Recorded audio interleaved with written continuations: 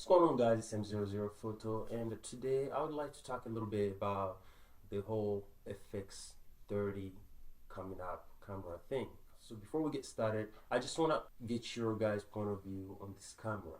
I'm not quite sure if the intent behind what Sony's trying to come up with here, because now we shifted all the way towards FX3, S7, S3, the FX6. So we went full frame, and it seems like this year alone, Sony focused a lot more on full frame cameras, and now there's this huge shift back into APS-C, at least as everyone makes it sound like. So I'm not quite sure what's the goal behind this shift. Now I get it. It's all about money. It's all about the market, what the market needs. But I mean, spending $2,000, $2,500 to buy an FX30, uh, that's a camera that's almost neck and neck with the S7 IV right now. And if it's going to be on the same level as the S7 IV, why would you be willing to spend $2,500 just to buy an S7 IV, but not full frame? I get it. Don't get me wrong. I know that APS-C has dominated the film market, the cinema market for generations. There is no doubt. I'm not doubting at all the capability. As a matter of fact, I myself, I still shoot an FS7 for most of my commercial needs. So I know it's a really capable system. There is no doubt about that. But if you're going to put it on the same price level as an S7 IV, or even an S7 S3, because that's not that far. I'm pretty sure you here in a year or so, you should be able to get an S7 S3 at about 25 to 3 grand. So why would you be willing to spend $3,000 just to get something that's slightly not quite there, but okay, unless you've been on the APS-C system your entire career, which then it makes sense because you're heavily invested in that. But now think about this.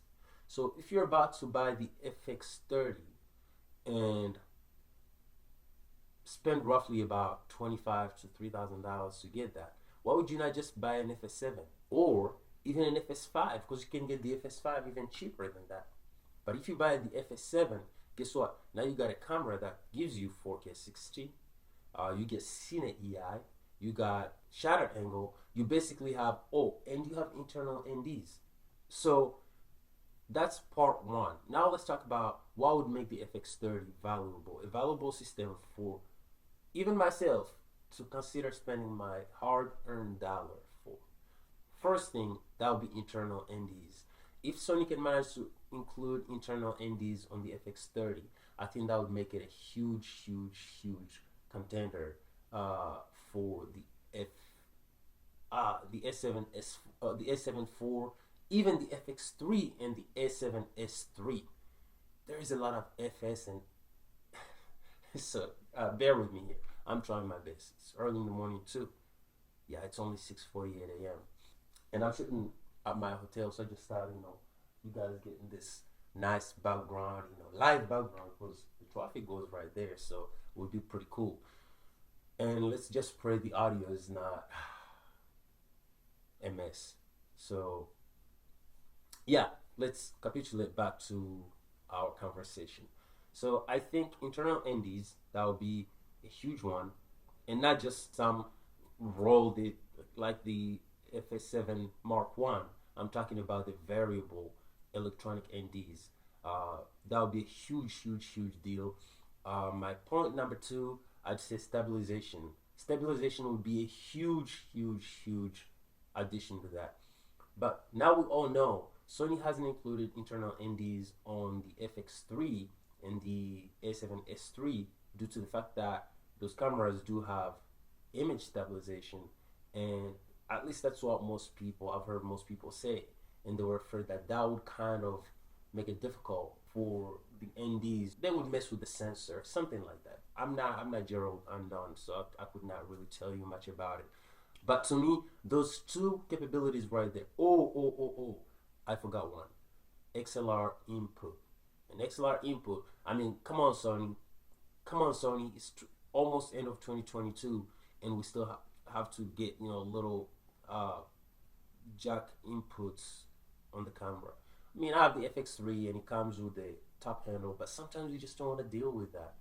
Sometimes you just don't want to carry it around. You just want to put it on a tripod, and just have like pull a cable and just stick it in there and call it a day. So I think that would be a huge, huge capability to have. And shutter angles. I'm still hoping to this day that Sony's gonna come up with an update that's going to include shutter angles. Why? Because it's long overdue, Sony. Come on now. Come on. We've had this thing for nearly 2 years now.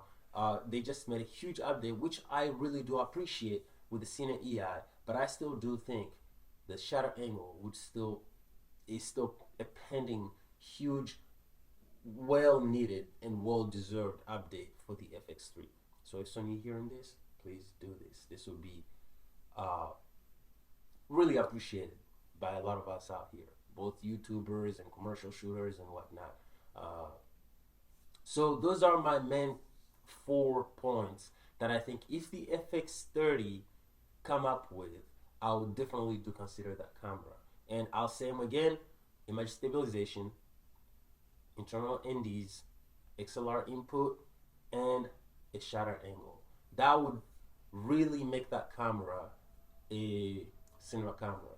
But until then, I think I will just stick with my FX3 and my FS7, which they work perfectly together. I haven't really know how to complain. But I'm shooting this entire video with an FX3 and a vintage lens connected to it. I just love the way they look. I don't know how many times I have to repeat this, but I'll just say it again. I just love the way these things look. You just can't beat them. It's a win every single time you use them. So I wish you guys a wonderful day, and hopefully the audio is not such a mess. But thank you very much for being a part of this wonderful review. And until next time again, I'll see you later.